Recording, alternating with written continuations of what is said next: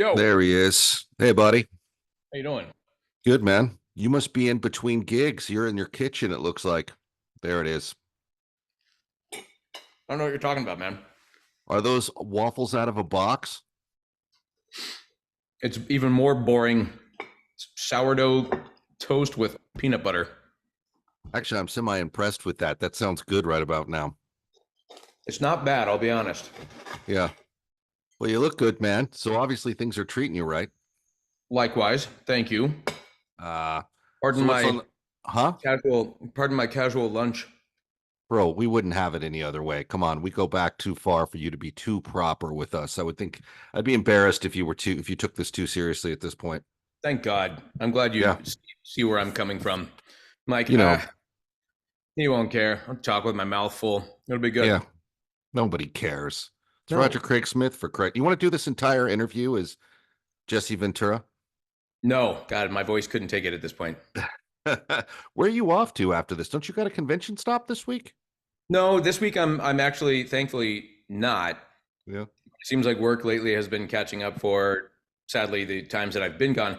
The last month was nuts, not just like with conventions, because there were only two, but it was a trip to take a friend to go to like a nice vacation over the, like where it was like I was gone like a Wednesday through a Monday. Then there was the eclipse. Then there was a convention, and then the conventions were two conventions back to back and that kind of thing. So I have about 2 weeks now, 2 weekends where I don't have to travel, and then I'm off to London the sort of end of this month. Sounds good. London's fun, right? Yeah, I can't complain. I mean, like, I really can't complain. It's just like, just sort of wonky and busy. And I'm still, I mean, I look around my house and I just have piles of stuff everywhere from, God, probably going to like early, like, I think there are Christmas gifts that are still out that haven't been sent to people. So that's fun. I've been wondering. I've been looking at my mailbox wondering. Oh, you didn't get yours? That's No, so weird. Thank That's God. so weird. I'm glad it's just because you're busy, not because I don't have one coming. It might have been held up in customs with the import. I know Ferrari can be a little. Right. They can sometimes send some red flags with a car like that, but I'll wait and see what happens with it.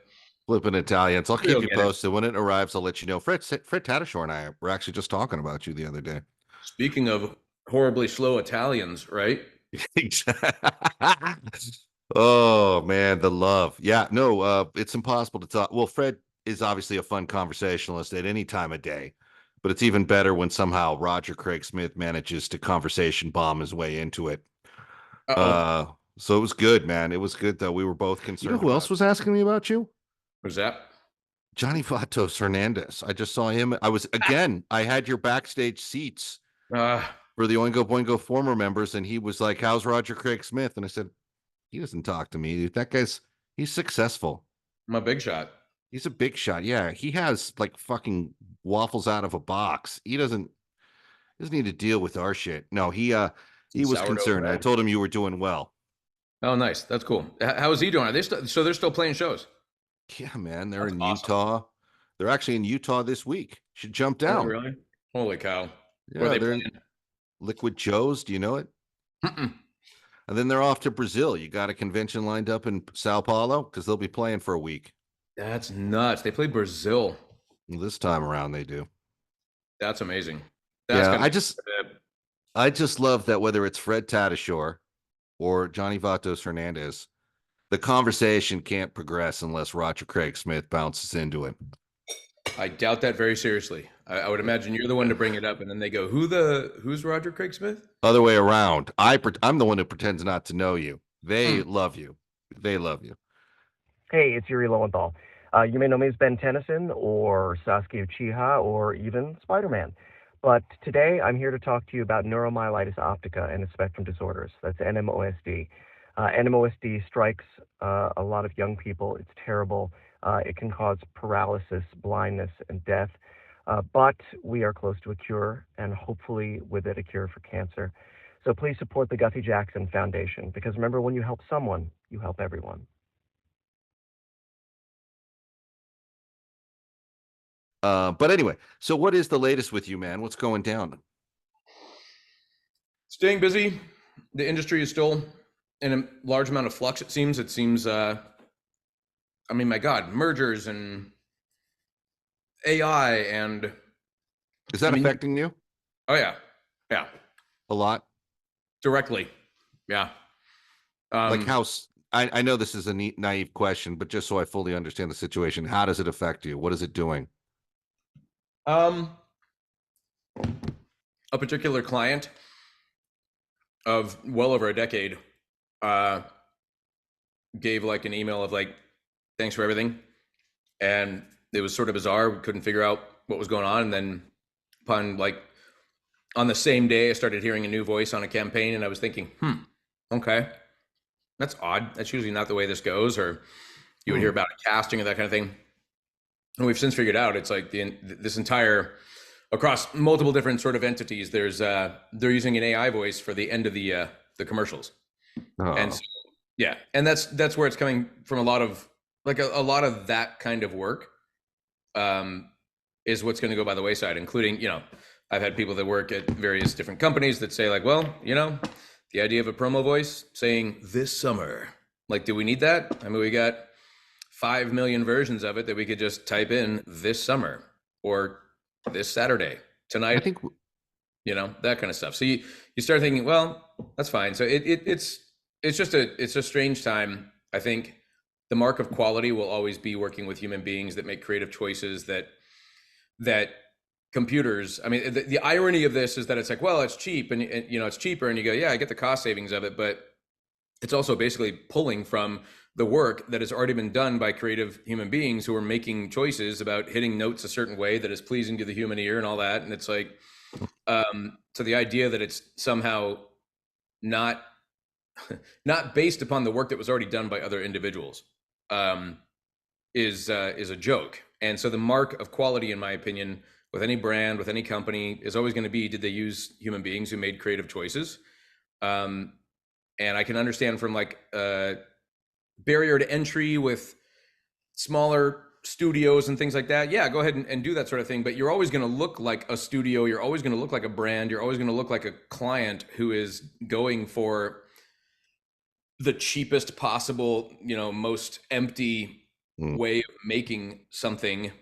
And once the stigma is out there that people just really don't want that, unless they do. And if that's the case, then we only have ourselves to blame. I mean, a lot of the flux that we're experiencing in our industry is because we want everything right here now. And it's like, we don't sit down and watch TV. We don't watch commercials. We don't want to sit through that. We feel like we're entitled to that. Clearly the subscription model thing isn't working. So they're trying to figure ways around that. And it's like, I guarantee you, we're going to go right back to ad supported content. It's the only way that the industry seems to work. But my God, right now, everything going on between AI, strikes, the pandemic, it's been a very interesting few years in the industry. There is a substitute for human creativity, even as much as we'd like one, you know?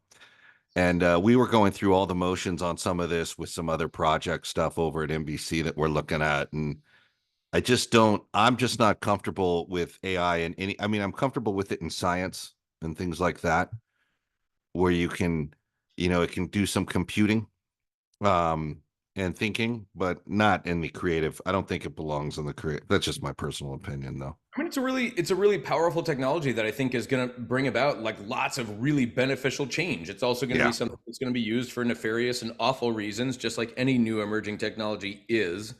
But the idea that that there shouldn't come with that if you're going to use it in a creative endeavor or anything like that, I know that they're trying to fight for legislation that would basically say, like, you know, like when you do a radio commercial and you impersonate Arnold Schwarzenegger, that you've got to have, like, you know, celebrity voice impersonated as a disclaimer.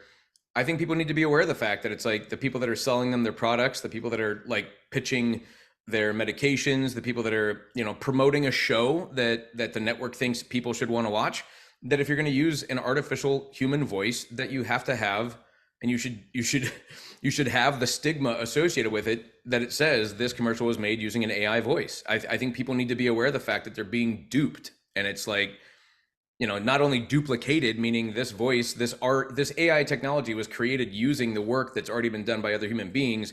Therefore, we're ripping it off. But it's like, you should know too, this is not a real human voice. This is not a real person. And if we get that, then I think networks will understand. It's like, it's not how we want our art. It's not how we want, you know, want things to be done. And if what they want is more creative, connected reads, then stop hiring celebrities and get voice actors back into the fold, because this is what we do all day long. And it's like, it's just, everything seems like a race to the bottom, and it's all these decisions that are being based on desperation. So it's like, it's really weird. It's a very strange time that nobody wants to do anything quality, you know? Yeah. A race to the bottom. I love that term. No, I think that's a smart angle, and I'm with you on that. To match wits with that, we were watching a film called Late Night with the Devil. Pretty interesting setup, right? But it's taking some heat, justifiably so, because I guess it used 3 art panels that were AI generated.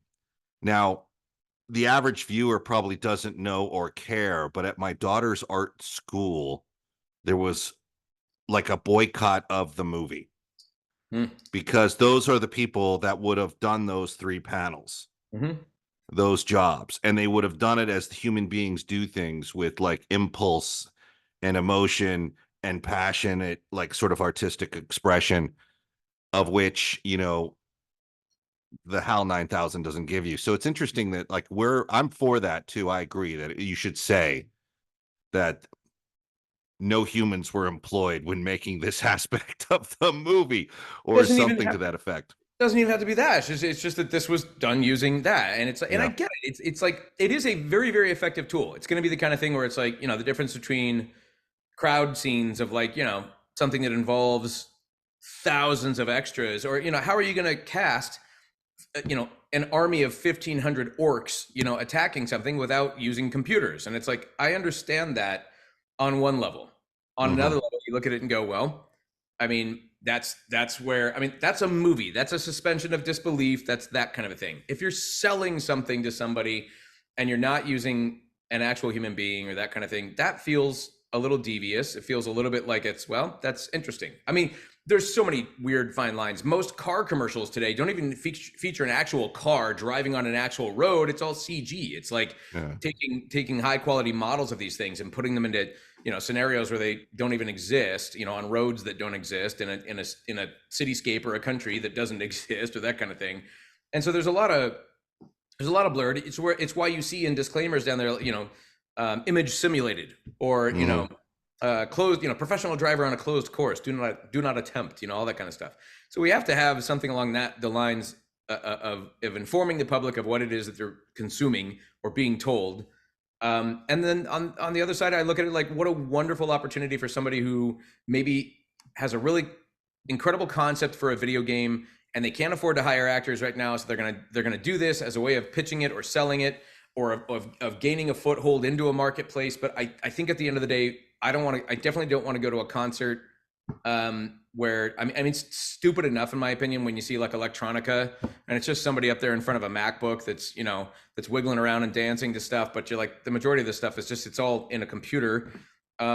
It's another thing when it's, if the entertainment, like you wouldn't just go party in front of a MacBook playing music. So they throw a human being who's the DJ in front of it to give it that human connection, so that we can have a sense of that person up there is what is providing me this experience that I'm having out here. And that's connection. And I like that.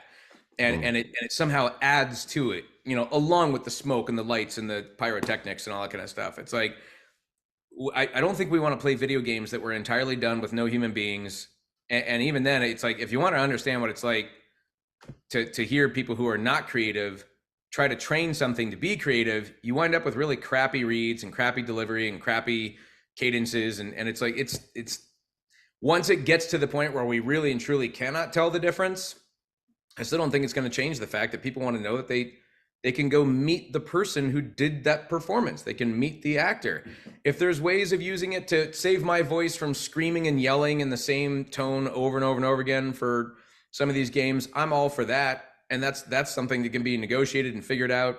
It's like, it's going to be a really interesting tool in so many ways, but the fact that it's going to replace human beings entirely when it comes to the creative endeavor is just bizarre to me. I just don't think we want that. I don't want to know that the art that's behind you was done simply because you said, give me a red and a blue, piece of art. And it just crapped out something, and you go, all right, fine. I'll just send it off to Costco and get a metal print done. And there we go. Is that Well, exactly? Is that how you got the art behind you? You just did AI, didn't you? no, I did the art behind me, but now this is See, one. This may be where you lose the argument because I think AI could probably do a better job than I could. But I don't even like the orcs that you're talking about. I think those battle scenes in like Lord of the Rings look awful if you compare them to like big staged scenes that were done with extras, like in The Longest Day or Lawrence of Arabia when they ride through yeah. the town. So I take a lot of what you're saying to heart, and it's But thank you also, for sorry, no. I was just going to say thank you for insulting my work behind me. I appreciate but it. to know that you Keeping were it the real. one, to know that you were the one that crapped that out and not AI makes me feel so much better. No, but Yeah. I also look at like we only have ourselves to blame. Human beings are expensive. We bring about things like somebody on the set decided to behave inappropriately and now there's a lawsuit. I mean, it's like I understand all of that. I understand where like the expense of having 1,500 extras who might fall down, trip, hurt themselves, become an insurance nightmare. I mean, from a production standpoint, you go, yeah, makes perfectly good sense. So it's just a weird thing. It's like I think we're all having to figure out what do we want from our art? What do we, everybody talked about that George Carlin thing as being amazing. And I'm like, I don't think so. It didn't sound anything like George Carlin. It was nowhere near as good as what George Carlin could do. And I'm glad that they got popped for it and had to take it down. It's like, it's just dumb. It's a gimmick. It's a parlor trick. It's like, it's a bad card trick from a crappy magician and it's not fooling anybody. And you're like, why do we, just because the novelty of it, or the fact that it's so like, ooh, wow, this was done using AI. It's like, yeah, but it's still crap. It like big deal. Let's George Carlin's missed actually. So there's a lot of sentimentality, I think, with a stunt like that kind of gets Yeah. people riled up. And I don't know I don't know how George Carlin would be able to stand the current scene. I think he'd probably have If we thought, OD'd.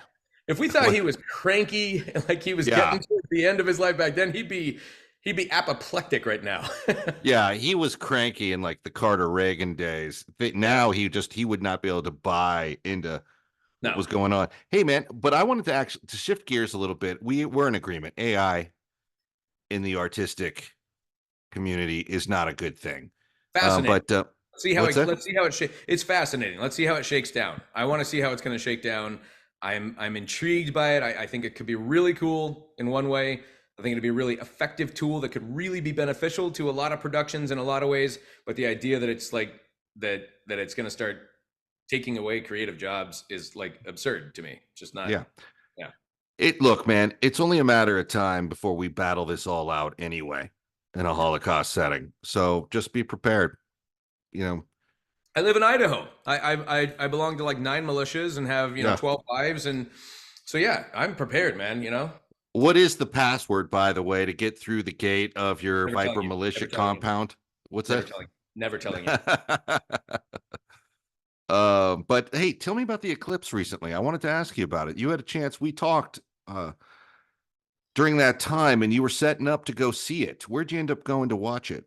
So originally, I was supposed to be in Conkin, Texas, which is outside of Uvalde, and it was about a week and a half out. And I had made this plan probably about a year and a half ago. I think is when I purchased the workshop ticket to attend this workshop that's run by a friend of mine, but I still pay to attend his workshops and that kind of thing. And my girlfriend and I were supposed to be out there together to go watch this. She lives in Montreal, Canada. She was going to fly down from Montreal, meet me in Houston. We were going to rent a car, drive 4 hours to get out to this little resort area. They got like a camping compound kind of a thing that my buddy had sort of set up as this is where his workshop will be taking place. Mm-hmm. And in about a week and a half out, I was just looking at the weather forecast going, this is not looking good. There are storms. They're like this is really not looking good. And it seemed like a whole regional thing was just getting worse and worse and worse. So we ended up kind of bailing, canceling our flights. And then the crazy part is that the weather looked better in Montreal, Canada, which is usually not the case. It's like if you got something kind of rolling through like a system like that, you can almost bet that the Northeast, of North America is going to have crappy weather. And they had sunshine and it was chilly, but it was sunshine. And so I ended up bailing on Texas and last minute booked some flights booked a flight to Montreal. Then we rented a car. She and I went out to Sherbrooke, Quebec, which is about hour and a half, 2 hours outside of Montreal. and just found ourselves a hotel, which was crazy. And just set up my camera gear in the hotel parking lot, and we just sat there and watched the eclipse. And then the clouds rolled in. Not maybe 30 minutes after totality was done, we started getting just very thin, wispy clouds coming in. So it was great. It turned out to be the right move. It was, an expensive way of doing it, but that's what every eclipse chaser would tell you. You have to have a plan A, a plan B, a plan C, and a plan D if you're even, able to. And you got to be prepared to just go, well, that was a bust. That was a waste. Not a waste, but that's money that didn't turn out to, be utilized in the way you would have initially hoped for. And the whole point is to try to get to experience it, because it's just wild to be in totality. It's so different than, I've had friends that are like, oh, I've been in an eclipse before. And you're like, have you been in totality? And they go, no, but I mean, I've seen it. And you're like, no, you haven't. It is a whole different beast. What is it about it? Like, for those people who don't get it, like there was those people that were doing like human sacrifice because of it. And like, they really embrace it and they go out and they love it. And then there's guys like myself that don't really look up from their desk. What am I missing when this thing happens? Like, how do you explain this experience to those of us who don't prioritize it the way the others do? It's a difficult thing to explain, because there's a difference in the coloration at about 20 minutes out. It's like literally it starts getting where we were that morning, woke up, it was 60 with clear sun, sun shining, and in the sun you were downright warm. It was like t-shirt and jeans kind of weather. And at about 20 minutes out, it starts getting cold again, and you literally start putting on jackets or a sweatshirt or that kind of thing. So there's this temperature difference that starts to take place as you get closer and closer to totality. And a lot of people will say like, oh, it's just like dusk or twilight or dawn or that kind of thing. It's like a little bit of different like light. It's just not as bright. And you go, no, that's the sun going, over the horizon as far as we see it. And it's going through different layers of atmosphere. So it has a coloration to it. The sun is overhead and is literally like taking a dial and turning it down. And so you get this weird tint. There's like almost a silvery kind of a grayish rust color to things, that the saturation of colors on like the side of a building. Like you turned around and we looked at the side of the hotel and it just had a very different coloration to it than if it was like at, say, 8 o'clock at night and the sun's starting to go down and it looks a little red or that kind of. There's nothing like that.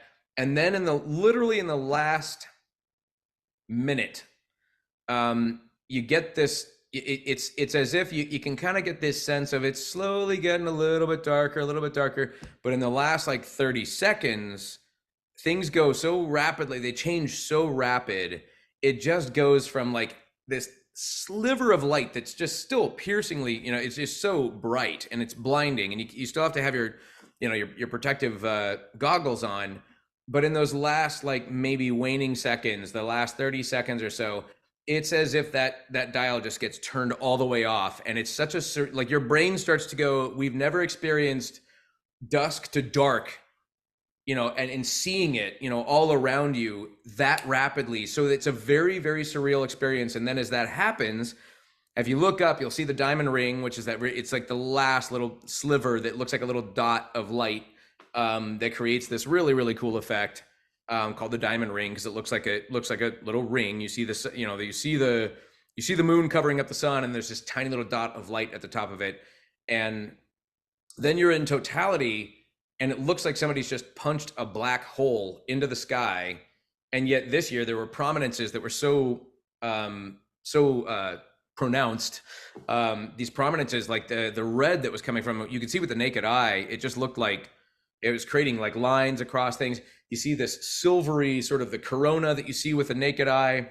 It just becomes a very, oh my gosh, we're traveling through space kind of a moment. The 2017 eclipse for me was so striking, and I remember thinking, oh, we're in space. Like you think of daylight as, well, we don't see the stars during the day, and it's like, yeah, because we have an atmosphere. And if we didn't have an atmosphere, it would look like if we were out on the space station, the way they see things is just everything is just enveloped in black. except for where the sun is this iridescent white, silvery, piercing light. And yet, because we have an atmosphere and the color blue is being reflected, we see that instead of all the other stars and things that we would see if we were just looking around, and didn't have this atmosphere. And when the moon covers up the sun and you begin to see stars and you realize, oh man, this is what it would look like without an atmosphere to a degree, that you would see other stars despite the sun being where it's at, or it's just bizarre. It's like nothing you've ever experienced, and it evokes. I don't know anybody who can remain quiet during one. You have to say something. For me, it usually was like I just started giggling, and you literally find yourself going, whoa, you're like, what? Yeah. And a lot of people they're brought to tears. It gives you goosebumps. You just suddenly realize, oh my gosh, we're a part of this massive, massive thing that is bizarre and strange. And everybody just sort of collectively experiences a sense of awe in that moment. And you have to go experience it. If you've been through like 90% coverage, you still have not experienced what totality will do. There's nothing, because at 90%, you still can't look at the sun with your naked eye. But in totality, you take the goggles off and you just look around and you look up and you see the sun being obscured, and it's just utterly bizarre. It's you cannot believe you're looking at that. So did you get what you wanted out of this? I did this time. In fact, yeah. For one, we got to see it. That's the goal. For me, photography is sort of secondary to that. You want to be able to experience it. I had originally hoped that I was going to be able to drive down to Texas and take that kind of time off. It was getting very difficult with work and things like that, because it would take me probably about 4 days of driving if I wanted to do it safely, and to get down there. And it was like, man, that's going to be 4 days of driving to get down there, try to acclimate, get in. It's like a couple of days of this workshop, then 4 more days back. I'm like, this is too much time off after all the conventions and things that I've been doing. So I was like, all right, I'll fly, rent a car. And that means now I've got to bring all my photography gear and all that kind of stuff, like find a way of getting it into carry-on, because I don't want to check, something. Or if I am going to check something, it'll be just the clothing, but everything else that I bring with me, of value would be, my laptop and my camera gear and all that kind of stuff. I'll put it into carry-on bags, that kind of thing. But yeah, this year I set up, I definitely got with the one setup that I had exactly what I was looking for. And it was doubly victorious because, from my 2017 experience, I thought that I had made a bunch of mistakes with my focus in 2017. And all I had done was just not bracket my shots, meaning I didn't take multiple exposures of varying lengths and like everything from ISO and all that stuff. So it was all these things that I thought that I had screwed up in 2017, but because of the way I did it this year, I realized, oh, I didn't screw it up. I just took one set of exposures at one sort of like time length, and that's why I got what I got. And so it was great. It makes me want to go back to 2017's footage and kind of go, all right, maybe I can do something with this and pull something out. I think it's nice to hear that you actually pulled this off without screwing it up. I mean, that's not the Roger Craig Smith we're used to around here. No. Here, do you want me to share my screen with you? Yeah, let's see it. I got to log off of all my militia group websites. Yeah, get off. And it's not that we're afraid of what you're going to show us. Oh, look at that. So this is blue because it was a filter that I was using and I didn't add the color of the sun back into the filter. But you have all the different sequences. So you can see on the far left, you can see that that's the sun. The little dots that are in the center were sunspots that were pretty evident during the day. And then of course you're seeing different sequences of as it's getting more and more covered by the moon, that last little sliver. And then you have, this is an okay shot that's kind of a mix between some of the corona, which is the silvery stuff coming off of the sun. You see a little bit of those prominences. I don't know if you can see my cursor or not, or if it shows that. Yeah, it does. Okay, yeah. So you got that little red area. These little red spots are prominences, and that's the stuff. I'll show you a better shot of that. Nice work, buddy. Thanks, man. No, I'm happy with that. So those are the prominences that are, now what exactly is that? That's just like, for lack of a better way of describing it and not being a scientist, I mean, you basically have the sun And the sun's always got these filaments, and it's like I kept calling those things, oh, that's CME. It's a coronal mass ejection, and they were like, it's only a CME if those things detach. So if those were to detach and float away from the sun, they sometimes float away and then come right back. It's a whole thing, but these are just sort of like filaments and stuff that come out of, and it's just parts of the sun that are kind of like, they'll come out, they'll arc over, they'll dip back into the sun. And we were seeing them like just so prominently, like it was prominences. We were seeing them so readily with the naked eye. It was just incredible. And so but in order to get that, I have to have different exposures. And that was the problem that I didn't realize in 2017. I just did like like one particular shot in 2017 of one set of exposures. And so I didn't get what I wanted. To give you an example, like, this is what they call earth shine. So the thing you're looking for here is you can actually see some of the details of the moon in there. Wow. And so you got to wrap your brain around the fact that the light is coming off the sun, takes 8 minutes to hit us.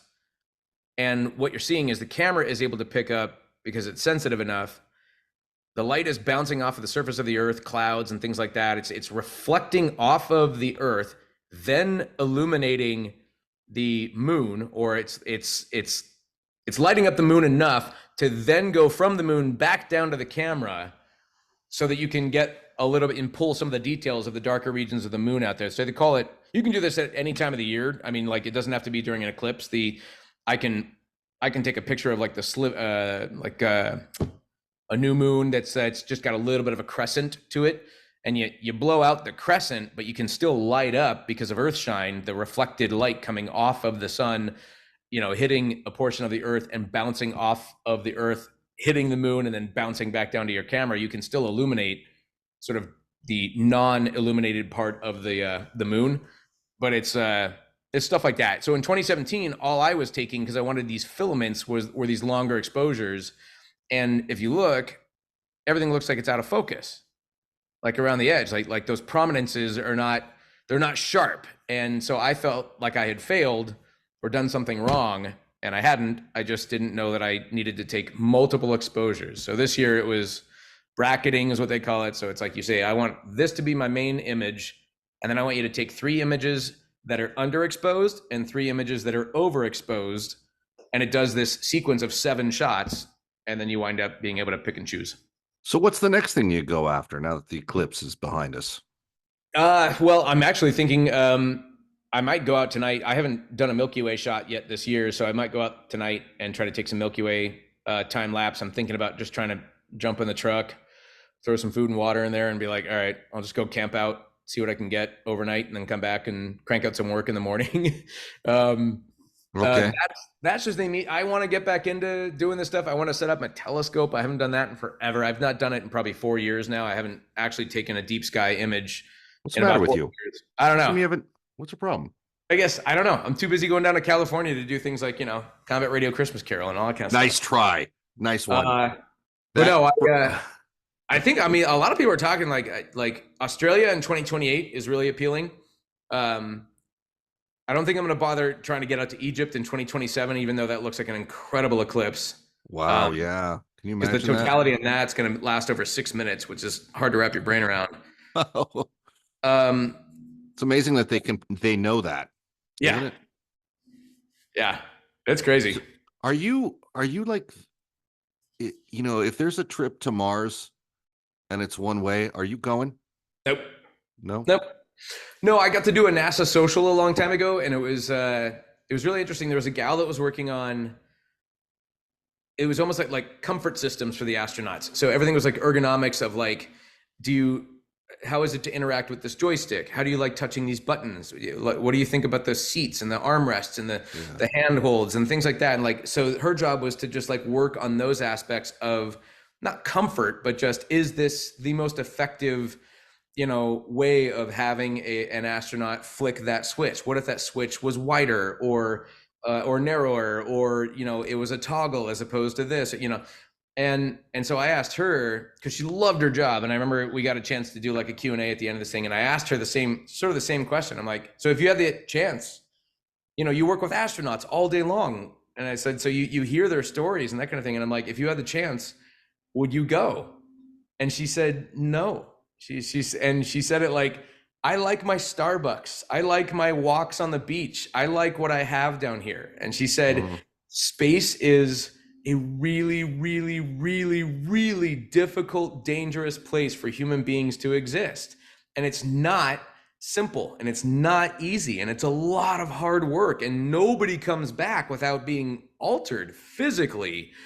The majority of astronauts that go up and spend time, a considerable amount of time, like on the space station and whatnot, for those missions, they all have ocular, I don't know if it's ocular degeneration, but they come back and they literally on board the space station have all sorts of different like prescription strength eyeglasses, eyewear, because they don't know if it's like, is it the fluid in our systems that keeps pressure on the back of the eyes that starts to, because everything's floating, your organs are floating, like there's no gravity. So it's like everything, like your muscles will atrophy. So they got to work out 2.5 hours a day and do strength and resistance training. And it's like, my God, to think that it's going to take, what is it? Is it over 6 months, or it's longer? I think to get just. I think it's longer. I think it's longer. I can't believe I'm drawing a blank on that, but no, I don't think for the risk. I think for the risk and for what would be involved and all of the things that could go wrong and all that. No, I don't think I don't even want to travel that much. I'm like, there's places on Earth and I'm kind of like, I'm fine not going there. It's like, I do not have that bug of like, I want to see as much as I can and go to as many places. I'm like, I like being a homebody. I kind of like, I enjoy just kind of every now and then go for some camping, every now and then go to see a concert, every now and then. But for the most part, I find a lot of like joy in just kind of patterns of like day in and day out monotonous living. And so I don't think I wouldn't want to give that up just to be able to say that I saw Mars. It's just, right. I don't care enough. It's like, and we live in an amazing time where it's like, you can watch a rocket launch live through every stage of the rocket launch. They've got like GoPro cameras on the rocket stages as they're, separating, and you're like, so yeah, I would gladly watch other people for whom it matters that much go to Mars or the moon or that kind of thing. I don't even know that when it becomes like commercial air travel, maybe, but until it becomes that safe, I have no problem letting other people. And I'm so thankful that there are other people who want to do it, because it's a sacrifice without a doubt. Space is not where we belong, Yeah, I agree. So that question too is, we all know Kubrick shot the moon landings, but if the moon landings were real, would you go to the moon? Flat too, Ethan, and we understand that. What's that? The Earth is flat? The Earth is flat. We know that. I'm so glad you realize that. Yeah. But would you go to the moon? If it got to be as safe and as commonplace as commercial air travel, sure. But it's like we're probably 50 years away from that, maybe. At least a generation, I think. Yeah, I mean, think about like the Wright brothers, and we're still just kind of we're going subsonic. Jets are taking us places, and it's gotten very, very. We're actually, I think, regulated. I think we're actually progressing backwards. In a way, I feel like we're, in terms of jet travel, we're actually going in the wrong direction. But what is it like? Yeah. So was there like what got you into all this eclipse stuff? Like, was there a movie you saw when you were a kid or something that got you going? What I was saying. So junior college, I took an astronomy class because it was an elective and it was required or something like that. It was one of the sciences to be required or fulfilled. And I remember where'd you take it? Santa Ana College. It was Rancho Santiago down at. Good for you, man. Well, good for this instructor. I don't remember the instructor's name, but I don't remember the instructor being all that incredible. I remember the book kind of blowing my mind and seeing images of things that were so far away. And maybe it was just the right time. And finally getting out of high school and not having my head jammed so far up my butt. But I mean, it was still that hasn't changed, bro. It was Sorry, still way up there, but it was slowly starting to, kind of get its way out, I guess. No, I just remember being like really impressed by that, and then always kind of curious about like, man, what would it be like to look through a telescope? I'd never looked through a telescope, and I remember going to like planetarium shows and things like that, and always finding that really interesting. And then the career started to pick up, and I had a little bit of like cash, and I remember thinking, well, what if I was to just buy a telescope, and I bought like a $300 like just basic entry level manual controls and all that stuff, and went out in my backyard in the city of Orange and set it up. And I mean, this is sheer luck. I knew nothing about where anything in the night sky was, but there was a dim star that was above like my neighbor's garage area in my backyard. And I said, all right, I'll just point it there. And I was looking through, you have to take these two little, like, this thing controls the up and down, this thing controls left and right kind of thing. So I'm adjusting all these little knobs and stuff and trying to like get something in there. And all of a sudden I look through the eyepiece, and it's like, and I backed up and thought, oh wait, do I need to take like a sticker off? Like, is there something on the lens? Because what I was looking at, it looked like a piece of clip art, and it was Saturn. So I saw the planet with the rings, and it was angled on, and it was just sheer luck of the fact that it was at that time when Saturn was nice, and its angular size was big and broad like that. And I looked through it again. I was like, no way. And then I looked, and then it was just like, I just started laughing. I couldn't believe that I was in my backyard in Orange County, California, and looking at Saturn. Yeah. And then it was like, how can you photograph this? Like, how does that work? And then it was open up the pocketbook and open up that rabbit hole. And I've been going down it ever since. And it's like, it is an extremely expensive, can be a very expensive hobby in learning. If you don't have somebody guiding you through, and, but yeah, I still, the gadgetry, the technology is getting better and better and better. And there are people doing ground-based astrophotography in Bortle class 7 light polluted skies, and they're getting deep sky images of nebulae and like all this. It's just nuts. What is beyond our solar system? Oh, I mean, look at any of the James Webb Space Telescopes or the Hubble images, and you tell me. It's just what's out there. Like, what's beyond space? Beyond space, now you're getting into weird existential, like multi-universe or something about science and time and how that works that I would have no idea. Well, what's your theory?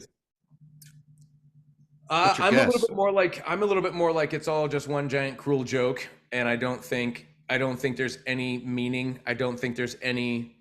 I think that's a human being kind of a thing where we see our stories, we see our lives, we see everything that we know as far as existence as we know it involves a beginning, a middle, and an end, including this planet, including the solar system, including space. And, as we know it, it's like, it's everything is sort of like finite. And I think therefore, if we think that that's okay, that's a pretty depressing thought if it's utterly meaningless. So I think we attach, there must be something, there must be a reason, there must be something. And I just don't know that I'm not like a nothing matters kind of an individual. I'm not Metallica here, but I do think that it's just sort of like, no, we just happen to be like, why we don't, I don't think the carpenter ants that I'm battling, in Idaho right now, I don't think they wander around wondering if there's anything beyond this yard. They just wake up, they try to eat wood and destroy homes, and then they go about their life. So why should we be any different? Why should we be any different? I don't know that there's a reason to it, but there is something beyond that. And the carpenter ants are a good analogy, because that's where I think man is in terms of like the galaxy quest, is like the carpenter ant can be traveling through a crack in the sidewalk and has cannot identify with a human being in a car who can take an airplane or go into space. Yeah. And I think we're like the carpenter ant now. We're still getting to the point where we can't even fathom Like there's that possibility that it may be actually too much for the human mind to absorb. I mean, there's that possibility that around us now there's too much for the human mind to absorb, and we're missing some serious, just because of our senses. Who knows? But it's fun to talk about, man. It's super fun. It's one of the reasons why the further down I went, the more I was like, oh, that brings up so many questions. Like, it's like visible light. It's like the idea of like, yeah, we perceive our world in our ability to see visible light spectrum, but there's other things that exist beyond it, that infrared, X-ray, radio waves. Right. It's like, and we don't see that. So of course there's this, you have to accept the fact that there's very likely things that we just can't even conceive of right now. One of my favorite things is going through old astronomy books, and my family has given me, I have an astronomy, a university astronomy book from 1868, and it's hilarious because it includes Bible verses at the beginning of everything. It's like, it's the crude drawings that they have of what their concept of the planets and our solar system, involve. It's like, there were books from the 1950s that I have that show, this is what a sunset on Saturn would look like. And it was like, it looked like Earth, like mountains and things, and like, but the giant rings that, that you're seeing as part of your sunset, it's a Saturnian sunset. And it was like, everything was based on theory. But if you were a kid back then reading that, you'd be like, man, this is what we think of, this is what we know. And then cut to 50, 60 years later, we know so much more. Now cut to another 50 years, now cut to another 150 years, 1,000 years if we're still around. It's like, we just, like, why we think we have to have an answer, or that we even could begin to understand that we're probably not even asking the right questions. Probably not. You know what I mean? What do you mean? Yeah, no, I do know what we mean. It's a shame your character on regular show never made it to outer space, because you were the one that probably would have enjoyed that the most. Yeah, I would have been, that's probably why they didn't want to do it. They're like, Roger's never going to shut up in any of these sessions if he keeps like correcting all of our use of space, and doing it incorrectly or something. I'd be like, guys, theoretically you couldn't. We've had this argument. I didn't like, what was the Sandra Bullock movie? Not Contact. Gravity. Explorer, this is Houston. Go ahead, Houston. Mission abort. Repeat. Mission abort. Explorer, this is Kowalski confirming visual contact with debris. Debris is from a BSE sat. Repeat. I have it ready. Dr. Stone requesting faster transport. We have to go. Kennedy reports meteorological conditions. Go. Houston, Explorer, copy. Explorer, Dr. Stone requesting faster transport to Bay Area. Explorer, do you copy? Explorer, permission to retrieve Dr. Stone. Your go, Kowalski.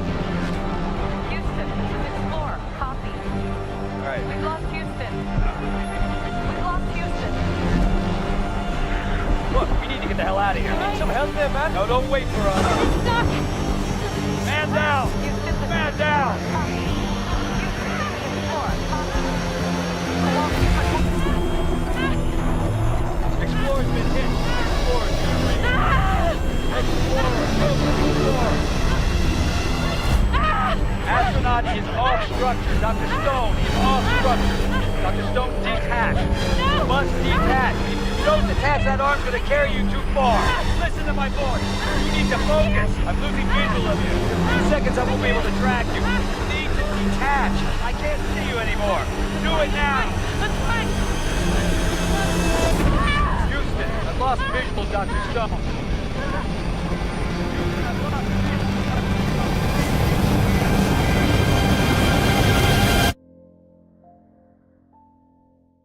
Contact was great. I love the Contact, the opening sequence, the image sequences. That's a big concept movie, Contact.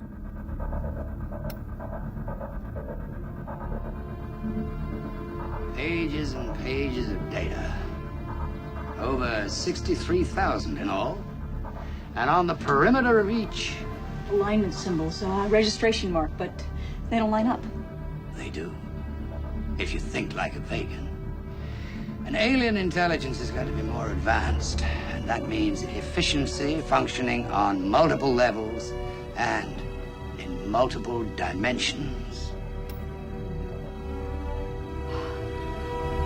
Yes, of course. Where's the primer? You'll see.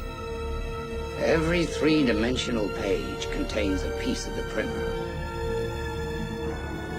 There it was all the time, staring you in the face. Buried within the message itself is the key to decoding it. Within the layering of the matrix, we have these basic equations. Yeah, contact was cool. But But why was it? I can't remember why you didn't like that. I was at Warner Brothers when they made that. The moment that like Clooney unhooks and slowly starts to drift away, I was like, no. It would have been this: click, unhook, and he would have been sitting right there. It's like they both, like, the idea that there all these things were being set up about every hatch blowing open and her, you know, getting thrown around. Like, there were all the rules that they wanted us to go along and believe were so outlandish. And then the idea that when he unhooks and slowly starts to drift away from her, you're like, just pull on the, like, all that tension. The minute they got to the end of that rope, quite literally, all the energy, if it had stopped there, was done. Any of the elasticity, the elastic energy, all that's, like, at the end of that rope, it wouldn't have stayed constant like that. And the idea that he unhooks and lets himself go, it's like he would have just stayed right there. It's ridiculous. Hold on, George Clooney's texting me right now and saying this fucker's stumping career on one of my favorite death scenes. That's fine. He's, you know. So he'll be fine. If that's the situation, why are these guys tethered when they're outside the space shuttle and stuff? Well, because they don't want to drift away. They don't. So, but he does drift away in that, right? So what am I missing? The problem is, let's say you're untethered and you just gently push on the side of the space station. Right. There you go. You're gone. Yep. You can't go like this. You can't do that. But the minute you got to the end of that tether and let's say it went boom and it just stopped right there, that energy's done. Now, since it's stopped that momentum and the way physics work, I voice a talking blue hedgehog. So, but you can That's imagine. why we expect you to explain it. You can imagine at the end of that, right now, the rope has stopped it. And very likely it would start going back because of slight elasticity in that tether would now start to want to pull it back. So if you did nothing, chances are you'd hit the end of that rope and then it would start to slowly, over time, you would be going back because now the momentum is that direction. But if there was nothing, let's say it just got to the end of the rope and stopped, you would just grab that and pull yourself back in. In fact, one tug and let go, and you still go that direction because you're in space with nothing stopping you. There's no atmosphere, there's no gravity. It's like, it's not going to happen. And the way they made it seem in Gravity is that he was there and it was suddenly just constantly that. So as soon as he unhooked, he's drifting away. It's like, that's not how that would work. Unless he was propelling himself through his own little jet blaster but that wasn't the way they set that up. And I remember thinking, this is dramatic and stupid and this is Hollywood getting it wrong. And from there on out, I was like, nah, I can't. It was a great movie. Sandra's amazing in it. And like Neil deGrasse Tyson kept talking about it going, really? So she gets all the way to outer space and suffers from motion sickness? Like, that's not how NASA works. She never would have made it through the space program. Well, look, Neil deGrasse Tyson, obviously, you know, my friends who worked on the Disney movie, The Black Hole, speaking of another big concept movie, they did a panel once where Neil deGrasse Tyson jumped on the panel and decided to correct everything wrong with the movie in like real time, in a real time discussion. Yeah. And basically like took this work that these guys had spent, you know, had invested in, and, you know, it was an unsuccessful film and it's a film that's been dismantled, but to have him there to like take it apart, it was a tough day for those guys. Neil deGrasse Tyson, he ruins a lot of things for a lot of people, but he's an interesting guy to listen to. He's so compelling. He's one of the best things to happen to like science communication because he is just so sharp, but he also kind of gets it. He's had an interesting background. I think he was a collegiate wrestler and stuff. So he's got like sports, and also in fact, he has a sports podcast that he does with Chuck Nice, and I forget the gentleman that they work with, it's a British guy, I believe, that they sort of dismantle the physics and the science behind athletes and sports and things like that. But he does take a lot of joy in dismantling the physics of Hollywood and that kind of thing. And I get it. I still go along for the journey. Yeah. The problem I had is that they, in other areas of the way they had set up how gravity worked and how the world was working in that movie, it shouldn't have been that once he released that he would have been drifting and that she wouldn't. It's like the energy was already released. It's the end of that tether. Yeah, so Gravity's out. Gravity's off the Roger Craig Smith playlist, and I understand. I was there at Warner Bros. When they made that. You know, Robert Downey Jr. was the guy that was in the driver's seat for that for the beginning. And some Oh, really? reason, yeah, it didn't continue with him, or I don't know. He'd have to explain the reason why. But there's some high concept movies out there, and Contact is definitely one of those. And it makes me think of this like UFO situation we're faced with. What do you make of that? I think they are. What is the new term for it? Unexplained aerial phenomenon or something like that, or I think it's all just that. I think it's like, What's I that? think What is that? It's unexplained, meaning, but it doesn't make them aliens. It doesn't make it alien or anything other than we just right now don't have an explanation for it. And I think there's a lot of things that go on. We again, are we looking at it and going, we want it to be aliens, and therefore, since it's unexplained, we're sitting there kind of going, aha. I still don't think people are ready. Like to, I mean, wasn't it Carl Sagan or maybe it was Stephen Hawking? I can't remember who was famous for saying, I don't know that we want to meet the ones that find us. Like that could be very, very bad for us. It could be. Well, we're just a big ant farm anyway to them. I think we're quite boring.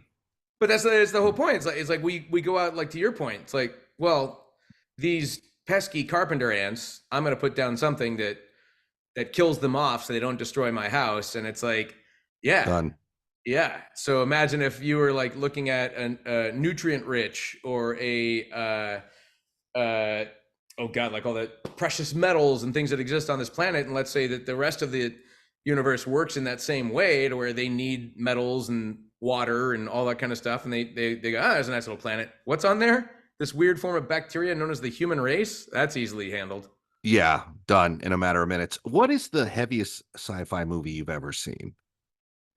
Heaviest? Like concept wise. I liked Interstellar. That was cool. Oh, in fact, man. I'm gonna go back and watch it again. I've seen bits and pieces of it after I watched it once, and I'm like, I gotta go through and watch this start to finish again.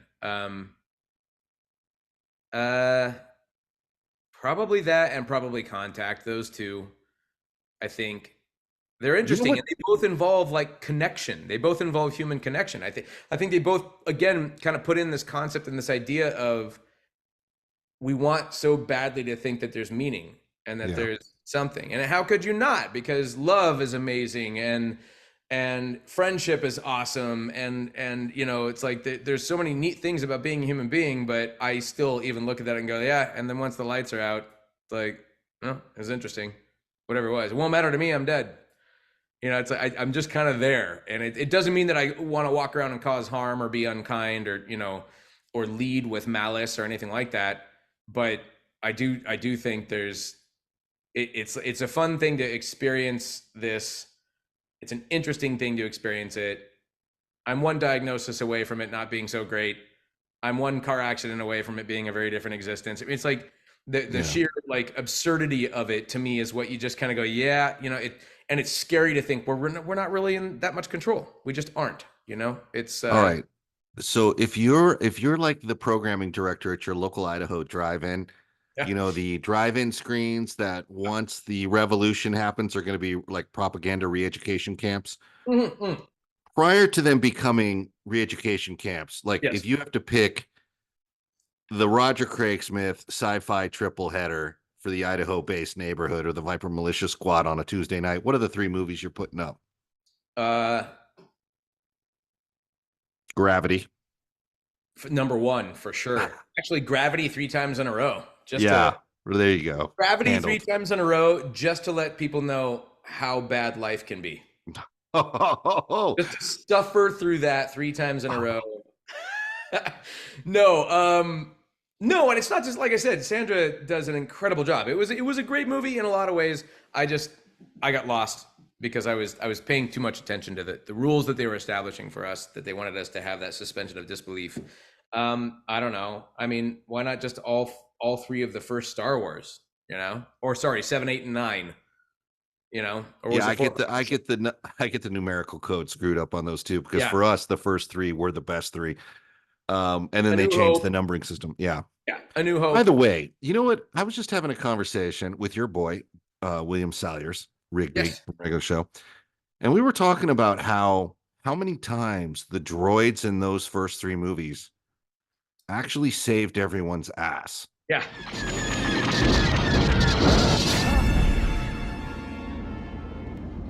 I'll be back.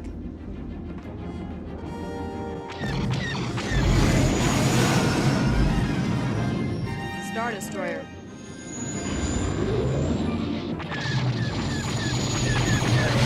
All right, Chewie. Ready for light speed. If your people fix the hyperdrive, all the coordinates are set. It's now or never. Punch it!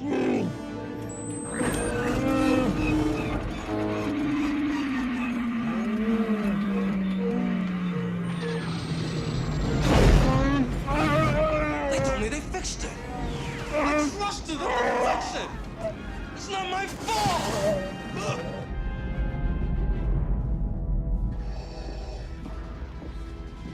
They'll be in range of our tractor beam in moments, Lord. Did your men deactivate the hyperdrive on the Millennium Falcon? Yes, my lord. Good. Prepare the boarding party and set your weapons for stun. Yes, my lord. Lieutenant? Yes, sir. Noisy brute. Why don't we just go into light speed? We can't. How would you know the hyperdrive is deactivated? The city's central computer told you. R2-D2, you know better than to trust a strange computer. Ouch! Pay attention to what you're doing.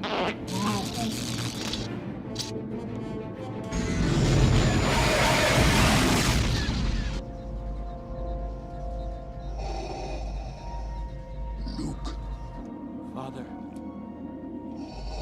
Son, come with me.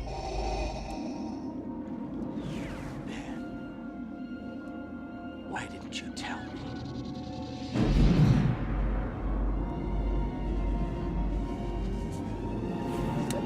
Chewie!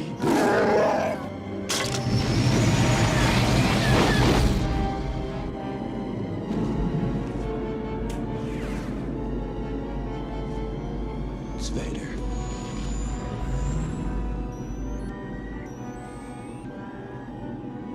Luke, it is your destiny.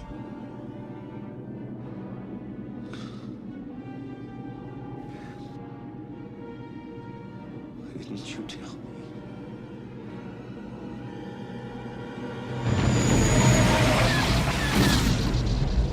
Alert all commands. Ready for the tractor beam. R2, come back at once. You haven't finished with me yet. You don't know how to fix the hyperdrive. Chewbacca can do it. I'm standing here in pieces, and you're having delusions of grandeur. You did it! And we were tallying it up. AI, is that what it is? AI, man. Like that's why in some ways AI is going to be awesome. It's going to save us from ourselves in some ways. I mean, think about it, right? Trash compactor. Yep. Obviously there's the whole That's thing with R2D2. yeah. Well, yeah, combination, right? Trash compactor.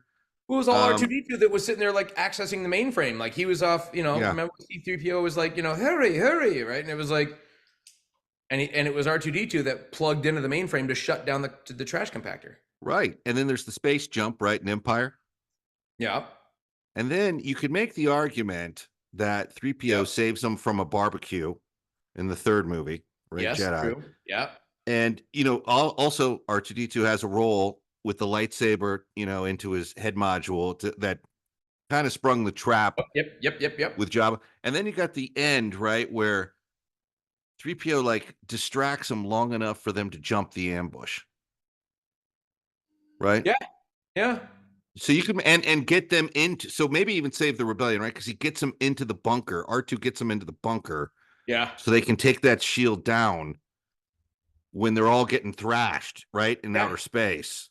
That battle could have gone very differently if that shield never came down, right? And see, this right here, what you and I, as two grown men, in the middle of a day, are having as a conversation is exactly why I say there's not a lot of meaning to any of this stuff, because we just went through like existential elements of like the universe and all that, and now we're literally talking about, you know what, those underrated droids really were kind of they were, without them you don't have Luke and Leia and none of it. Well, if it makes if it makes you feel any better, my actual friends who worked on the movies have these conversations too. They like relitigate them. Yeah. All these years later, they still discuss. I think that's probably what's good about those films, though, is all the layers of things that are happening, and and they always keep saying in that third movie, Han will have the shield down, but actually, he really didn't do it. Yeah. I'm weird in that way where it's like I do the same thing with like just about every movie. I'm like, if this is it was actually one of the problems that I had with Avatar, the first Avatar. Yeah. Didn't like is that you have the village elder, the father figure, who is saying, no, we cannot trust these people. No, like I'm here to protect the Na'vi and all this. And it's like, no. Then his daughter comes and goes, but Dad, give him a shot. And he goes, okay. and I was like, nope, I'm out. Yeah. But I always think of movies like I have these like really, really nasty bad thoughts about like how funny it would be if just like, you're 30 seconds into a particular movie, and it's always like when somebody's crossing the street, and it's always just when they say like, hey, I'll see you in the future, kid, something like that. And they start to walk across the street. And I always just think in my mind, if you could just go back and like reshoot a scene in a movie and it's like right then, just an 18-wheeler, boom, just like smack. Boom, done. End of movie. No more drama, no more nothing, And it's funny to think, what if R2-D2, like his battery just got jiggled loose, just like in that trash compactor scene. All of a sudden the battery fell out, and then they all just got squished, and you're like, what then becomes of the Star Wars universe after that? Right? Imperialistic control, right? That's where you're going, right? But that wouldn't last forever. No, it would not. Nothing ever does. So I don't know. I'm seeing. You're onto. Yeah, it is kind of fun. It's fun to go back and look at those things, because you go along for the story. I'm usually never that. I never think that hard about these things. Clearly, I'm always thinking about somebody just getting hit by a truck, and including in Star Wars. It could still just be an 18-wheeler in space. Could be. But yeah, no, I never go along that deep, and then I'm always just like, that was an okay movie. We could do the same thing with Contact. We could do the same thing with Gravity. We could really, you could really sit there and say, well, what if instead of the untether, if he had the ability to unhook, why didn't he have the ability to just tug on it and pull himself back towards her using that momentum? Well, didn't he have to sacrifice? Wasn't that part of like the big moment there? There was, I only saw it the one time, and once was enough with that movie, but I can't I know it. Look, it's obviously there's the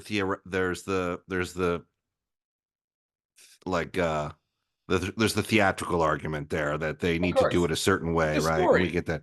But what's interesting is Gravity, that's a recent film, but in the 60s and 70s, there was a darker realization with some of these sci-fi projects looking back, like THX 1138, or even Star Trek the Motion Picture, slow as hell, but that was a heavy concept of like what was it, like the Voyager 1 or something, goes into a black hole, lands on a machine planet outside the sphere of like human knowledge, gets like retrofitted and sent back to look for who created it. Yeah.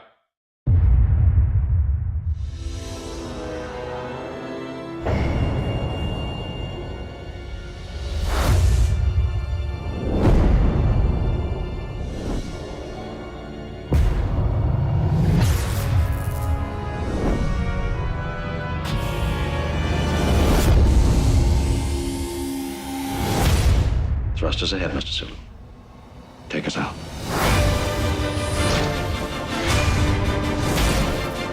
Mr. Spock, every minute brings that object closer to Earth. I need you. I am convinced we are inside a living machine.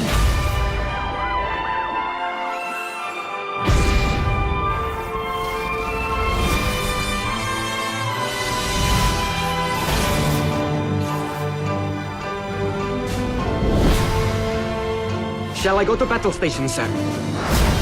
Insatiable curiosity. Spock, you haven't changed a bit. You're just as warm and sociable as ever.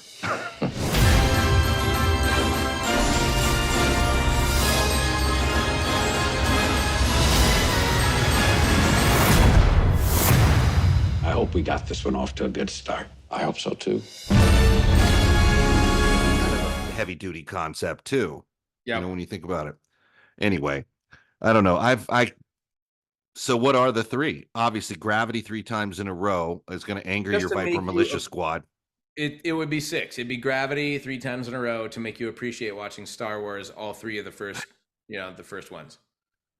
And Good then, of choice, course, like buddy. Interstellar, Contact. And then 2001, just to kind of also then appreciate, what Kubrick did when he began with some of that stuff. Like that was pretty cool. 2001's pretty boring, though. It's a really boring film. Yeah, well, a lot of it's boring, but that doesn't mean that conceptually it's not worth thinking about, And Exactly. See, the thing about Gravity as a parent, that's a very or not Gravity, but Interstellar, that's a very depressing movie. Yeah. For me, like when they say like every minute on the planet is like 7 years back on Earth or something, Which I is was like, even Neil deGrasse Tyson said they got that right, because that does exist in the way that time and space works. It's bizarre. So the lost communications came through.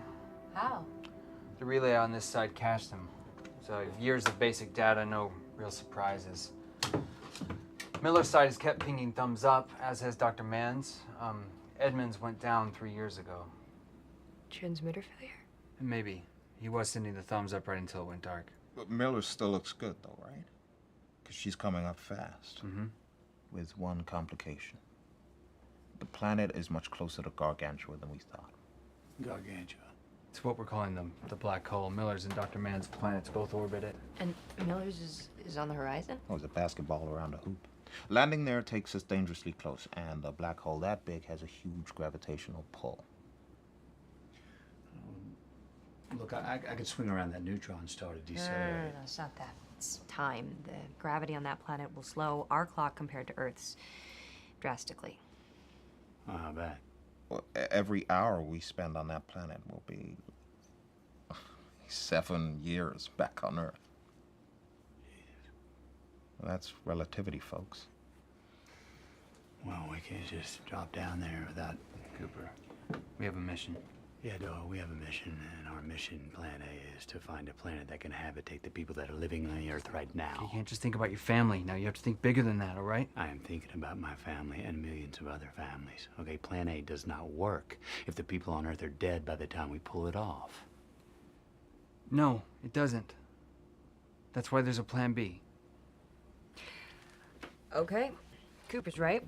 We need to think about time as a resource, just like oxygen and food. Going down there's going to cost us. All right, look.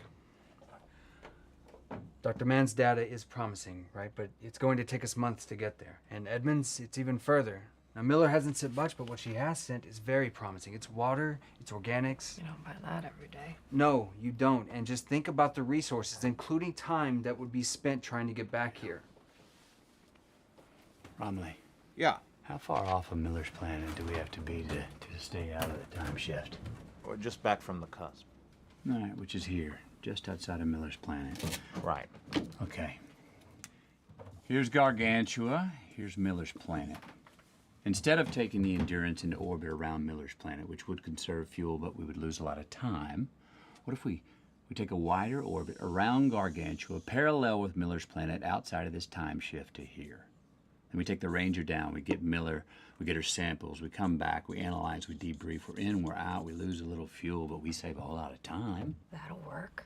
That's good. There's not gonna be time for monkey business or chit-chat down there. So Tars, you should definitely stay here.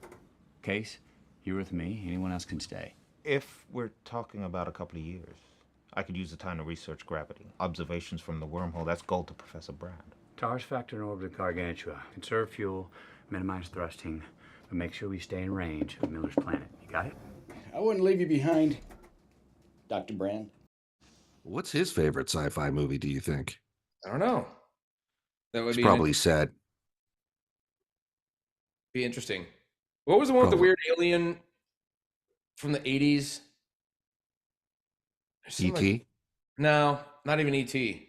It's even worse than that. Mac and Me? Yes.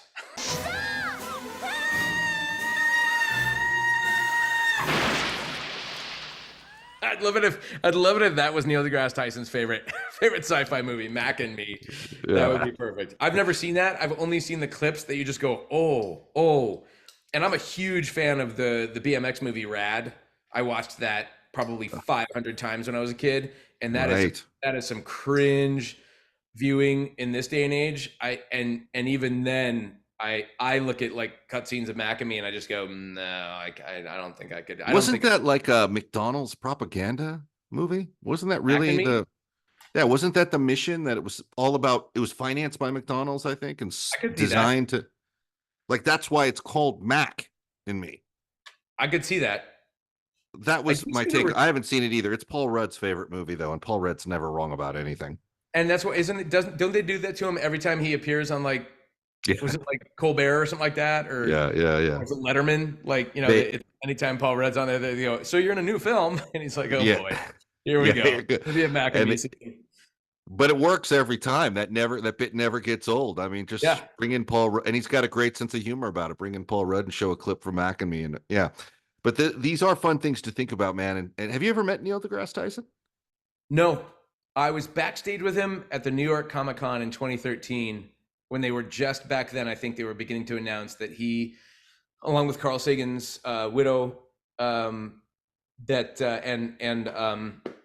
Seth MacFarlane, they were all there to promote the new version of Cosmos. And secretly, the new one to me just doesn't do it the same way that the old one did, but it's so cool that they've got it back. This is the whole idea that he's on this spaceship thing and doing all these weird things. I was like, okay. But yeah. Were you a fan of Carl Sagan?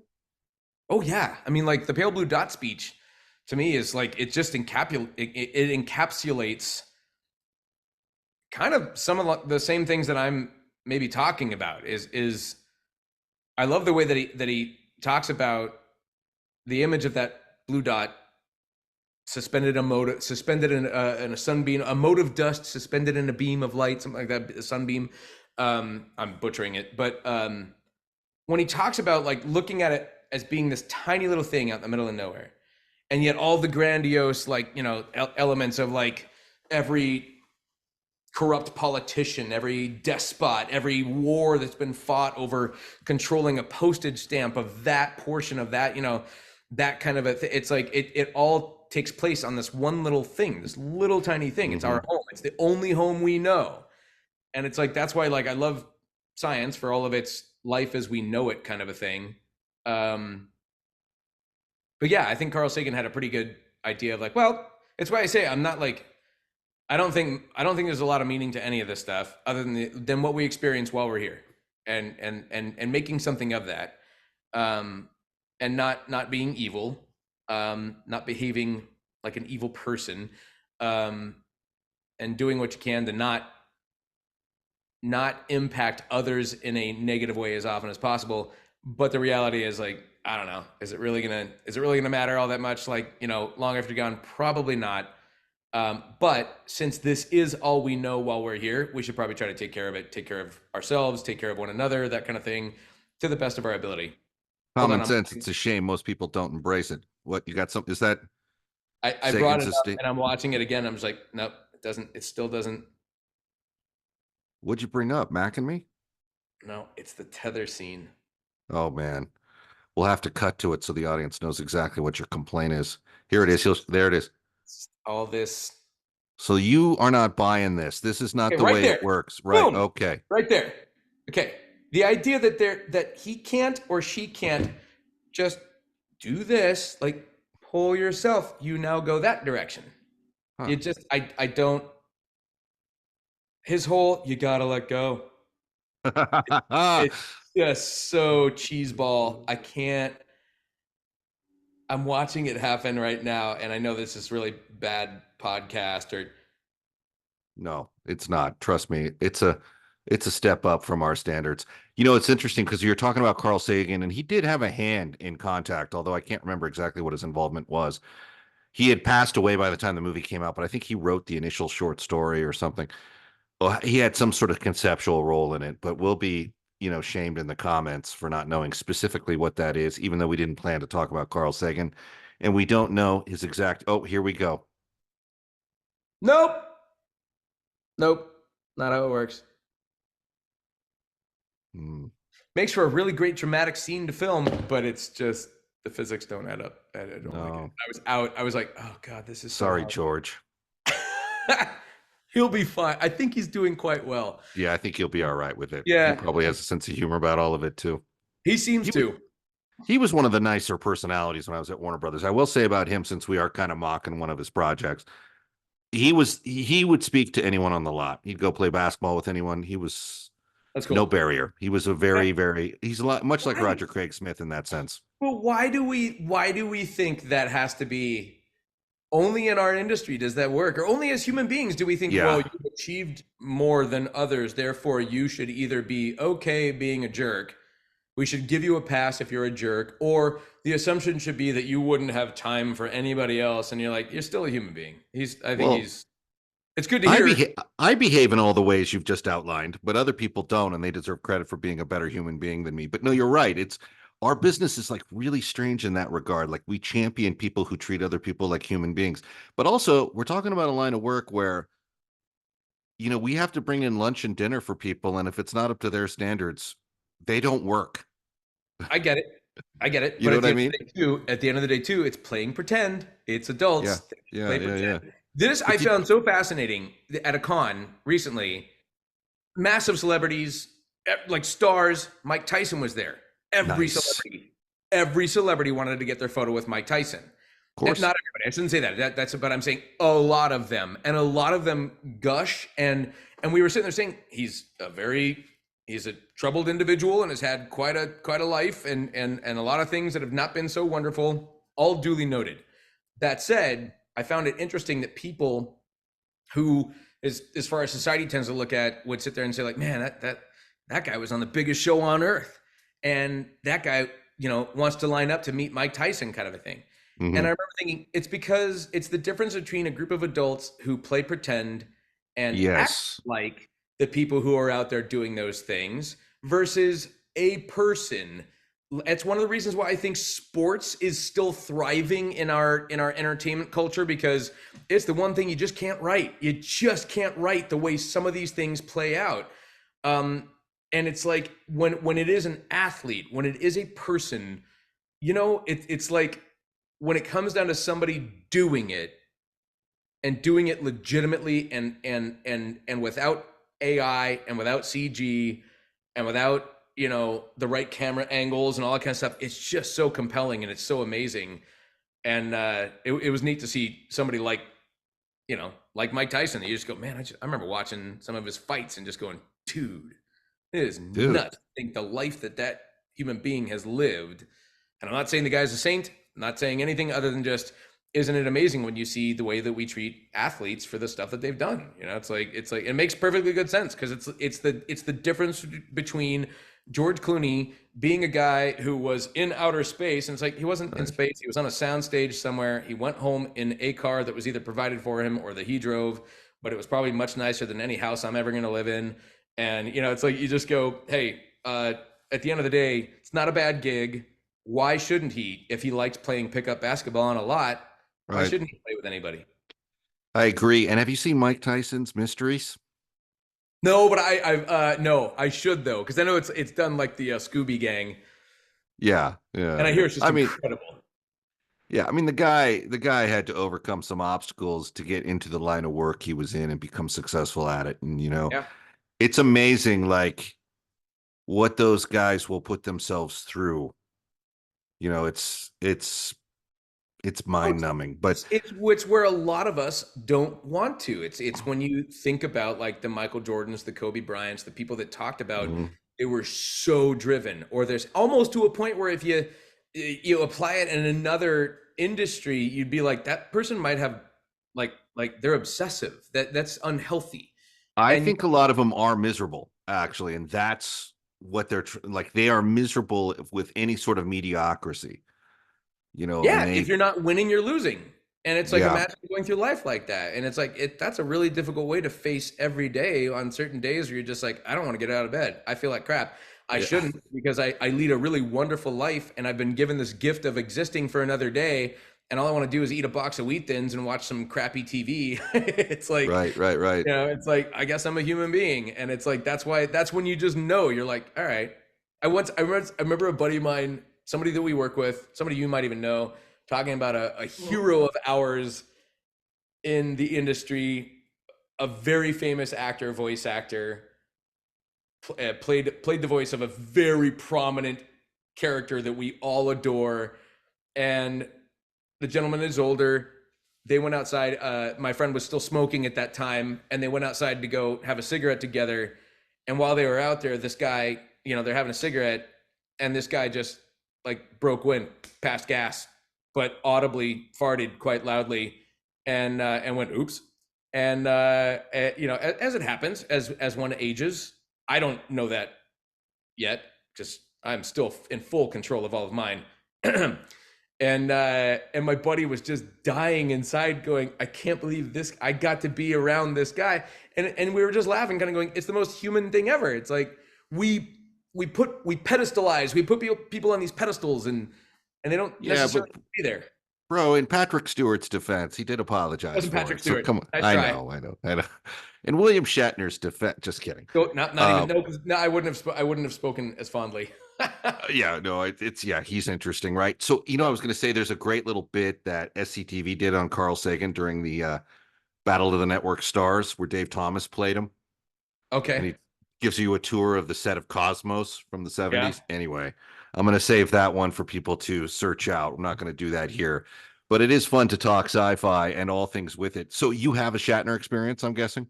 No, not really. I do. Did I tell you mine? I don't have any direct experience. I have. I mean, he's a really compelling interview now, which is interesting because I find him genuinely curious. I find what he does in interviews to be really interesting now. I've always heard him he asks more questions than the interviewer, and I find that kind of funny. And I think he used to frustrate people back in the day, maybe because they would feel like he's not playing along. And I'm like, but I don't know. It's interesting. Yeah, but I don't have any direct. I can't speak to the guy. I just, you know, I just have my own opinions, I guess. But what does it matter? What do I think? What do I know? I don't know the man personally, so. But he knows you. I can't believe he didn't come in for a regular show. No, he didn't know me. No, I don't think. Why, did he do something on a regular show? No, but I can't believe he didn't now that I think of it. Or Tyson. Those seem like both perfect, because I know Carl Weathers did. Yeah, and Tyler, the Creator, who I just saw headline Saturday night at Coachella, which was nuts, that Tyler, the Creator came in for an episode of regular show from back in the day. And it was just like a rap battle episode I think we had. And I didn't know who he was at the time. And I was kind of like, oh, that's interesting. This young man has like a YouTube channel that he's doing where he's doing like pranks and things like sketch comedy with his friends. And apparently he's also into, you know, music. It's like, and then all of a sudden here I am like with my friends, like at Coachella kind of going, well, there's Tyler. There's Tyler, the Creator, headlining by himself. No backup dancers, no nothing. Awesome. Like, it was crazy. Yeah. And you just go, yeah. No, Shatner, yeah. Tyson, I'm sure they asked for everybody. Didn't Patrick Stewart do it? I don't know if he did. I worked with Ed Asner. That was fun. Yeah, who was he on it? Was he the? He wasn't. He came in and played Santa Claus. Was that who it is? Yeah, because there's Santa Claus. There's a couple of notorious Christmas episodes, including one we all love around here, where the white elephant gift gets Muscle Man's ass kicked, and they hire basically a degenerate drunk clown to hide in the box and. Sounds about right. Yep. You know, I do this thing and the audience is aware and I'll go down the rabbit hole on it. And Roger Craig Smith will stop me and be like, now, Ethan, you're being like those guys at the convention that ask me these questions of which, you know, I have no recollection. I will literally, like, there have been times that people bring something to me and they go, yeah, is this not you? And then I go, oh yeah, that is. Yeah, I did that. You know, they're like, okay, good. Yeah. And I'm like, I totally forgot that I did that. What is that from? And they go, this. And I'm like, man, that's crazy. That's a good problem to have in one's career where you're like, I did do that. That's right. I do remember that. Okay. Yeah. Forgot. Yeah. No. Fun stuff though, man. I got to tell you, it's not boring and it's perfectly encapsulated like in 11-minute episodes. It's a shame the show I have a feeling it might bounce back and come back, but I think of like a few different things that I've been involved with. I could see regular show for sure, quite possibly even Clarence.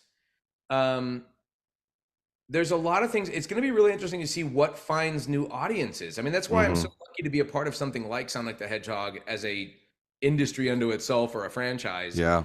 Is that it's like, it's just, there's new kids coming online all the time. And I always think it's so neat. Like when somebody goes, man, you're the voice of my childhood, you know, like 14 years of doing this. And I just go, wow. And I'm like, when was that? Like last year? Cause it might be like an 18-year-old going, you know, you're the voice of my childhood. And they go, well, yeah. They're like, I was 10 years old. I'm 24 now. And you're like, oh yeah, how funny. Okay. Yeah.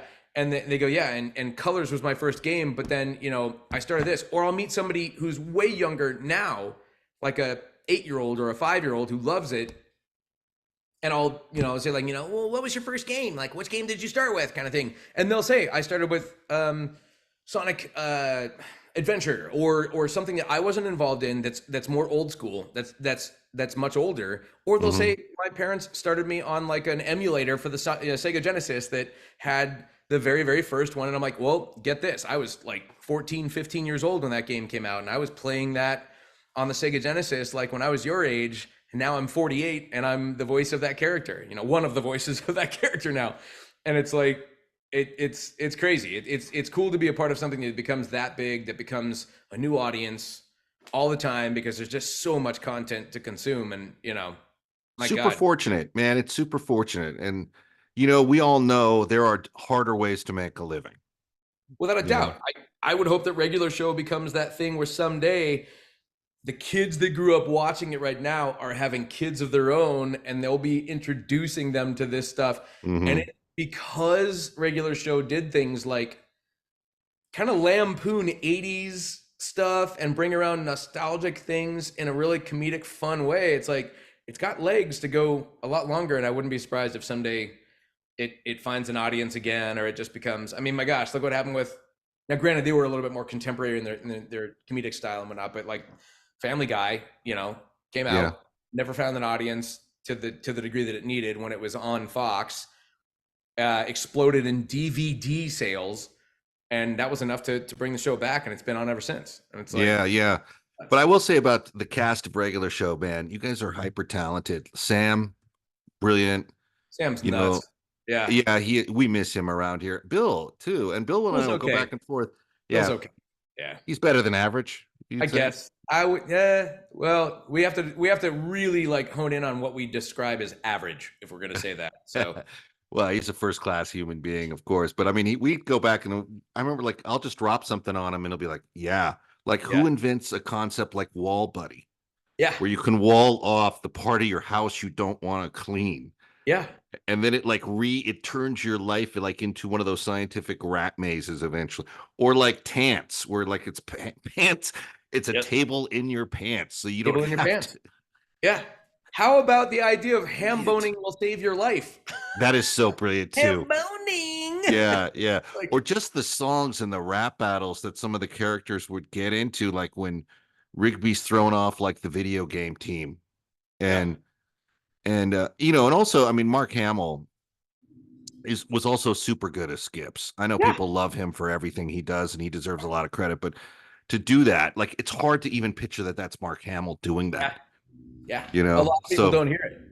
Yeah. And they forget. And it's like, that was, that I would like to think that show may find itself someday kind of to your point, like having a second life or something like that. I mean, stranger things have happened. And again, I was so lucky to be a part of that. That was just like that was nuts. When that pops on, are you like compelled to watch it, or do you just skip over it? Well, dude, I don't watch TV. I have not been watching TV. I've been watching playoff hockey. I was a fan of, for various reasons, the Vegas Golden Knights, and they just got eliminated in round one. But it's like I watch like live sporting events. Maybe I'll pop on to like watch a little bit of like a news program if something interesting's breaking on the day of. But I find it to be really frustrating to watch. What about Slapshot? What's that? Have you seen Slapshot? Nope.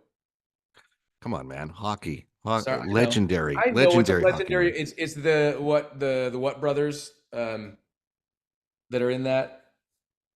The two twins. Well, yeah, 3. I think there's 3 of them. Oh, is it the triplets? I think so. I But can't the really brothers, recall. Right? It's the. Don't they have like a weird name in that? Like it's something. All right. Hang on. There he goes. Hey, what is the name of the brothers in the movie Slapshot? We should know this off the top of our head. Jeff Steven and Jack Carlson. The Hanson brothers, right? Yes, right. That's right. You know what? I was actually going to say that because I always want to think of the brothers that were in the band Hanson. But you know what? When you think that, you think, oh, that's got to be wrong. Yeah. So I didn't. I'm wrong enough on this show as it is without making myself more wrong.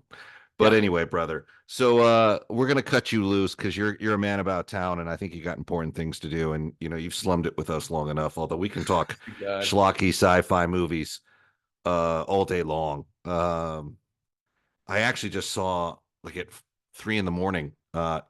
Terror from Space, Terror from Beyond Space, which was seen as like one of the inspirations for Scott's Alien. Okay. And it's funny like how sci-fi has changed from those days of like the black and white.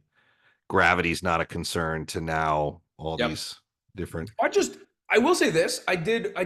It was Apple TV had a really compelling sci-fi series that involved the space station and the ESA, the European Space Agency, and all that. And it took a few episodes. It was pretty slow going in the beginning. The lead actor in it, she does an incredible job, a very difficult job, and I think she does phenomenal. And the little girl that's in it also does a really, really, really good job. It's worth watching. I don't know if it's even going to get picked up again. Oh gosh, maybe I'll leave you with that. We'll go out on that one so I can suggest something that I think is compelling enough. TV shows. Is it For All Mankind? Is it that one? No, although a colleague of mine works on that one, and I'm embarrassed to say I have yet to see it, but apparently some of our Combat Radio Christmas Carol cast works on that. Yeah, Chantal Van Santen is on that, I believe. What was it? What was the name of the dang? All right, hang on. What was it? Well, if you can figure out the Apple Plus, the Apple TV project that Roger Craig Smith is talking about, please let us know. I know, this is embarrassing. It's not, why don't I have it on here? It's not For All Mankind. I think we know a lot about your psychology now, buddy, because you have that Gravity clip on repeat on your phone, but you can't recall the name of something that was compelling. I have it. But you can hate watch the Gravity scene. You can hate watch. I have that on my phone because I need to, if I have to conjure up being an angry character, all I got to do is watch the first 15 seconds of that scene, and I am ready to rage. I cannot believe. All right, here we go again. Madness what is rising. The show on Apple TV about the space station and the European Space Agency sci-fi? Constellation. It's called Constellation, and it's thank God AI can give us the answer. It comes back to that. No, that's what I'm saying. We were talking smack on it, and I have a lot of opinions on the way that it's horrible for art, but it's pretty great for all sorts of other things. I agree, It'll brother. make us better. It's also going to force us to be better actors. I mean, we're just going to have to I'm going to have to make better choices if you want to hire me to do incidental voices for your game, I'm going to have to make more realistic choices and things that AI wouldn't do. So, I mean, it's like any new technology. It's gonna do away with the fluff, and it'll hone in on it'll force anybody and anything and anyone that wants to stick around to get better. So, I don't doubt that, but I don't hate AI. I just don't like AI in art, and I just don't understand why we seem to think it's going to be something that is going to be really, really embraced. I just don't see how that's going to happen. No, I'm with you on that, buddy. Look, keep it human. Yeah, as much as it makes sense. Can't do it all the time. Got to, everything costs money, as you all know, having worked in production. Yes, everything costs money. Who gives a fuck how many times those droids saved the rebellion? The human beings. I will say this. We care about. after this conversation, have a lot more respect for R2D2 and C3PO. I think I think we need to have more droid love. Do you think they had a debate on whether or not they should put C3PO back together after Empire Strikes Back? Do you think somebody said, just keep him as a head? Throw him in the closet. When we need him, we'll pull him out in the net. Yeah. Well, I mean, that's AI. It's like, we're done with it. Now that I think about it, R2D2 put him back together too. He's really the hero. No, C3PO put R2D. No, wait, you're right. That was right. It was wait, no. Yeah. Because he had the welding tools. He was able to fuse them back together. Man. Yeah, I know. Like even Chewbacca couldn't swing that. I was gonna say, well, what does Chewbacca do anyway? Not much. Well, hashtag Wookiee justice. Don't get me started. I think he does more than he leads on but he's not able to talk about himself. That's the thing. Yeah, exactly. He can't go to the office party and tell everyone what he's done because no one understands him. But he understands all of us, so maybe he's smarter. Yeah. Well, you need Han Solo there as an interpreter, so Yeah. When he cares to interpret, because a lot of times they just badmouth each other. Anyway, more on this next time around, Roger. Yeah, it's like that's how it goes. Roger Craig Smith. He is an epic human being and an epic talent, and one of our favorites around here. Always gracious and a hero with the kids. We miss him. We wish we saw more of him. Like we said, he's out, working with different Viper militia groups. Doesn't have time for his friends anymore, but you're busy. In a perfect world, hopefully we will see him again. Hi. I'm William Salyers, the actor behind Rigby from Regular Show, Doc Ock from Marvel Spider-Man for the PlayStation, Morton Solus from Mass Effect, and many others. Help me cure neuromyelitis optica spectrum disorder, NMOSD, and with it, cancer. Go to the Guthrie Jackson Charitable Foundation and donate today. Please and thank you.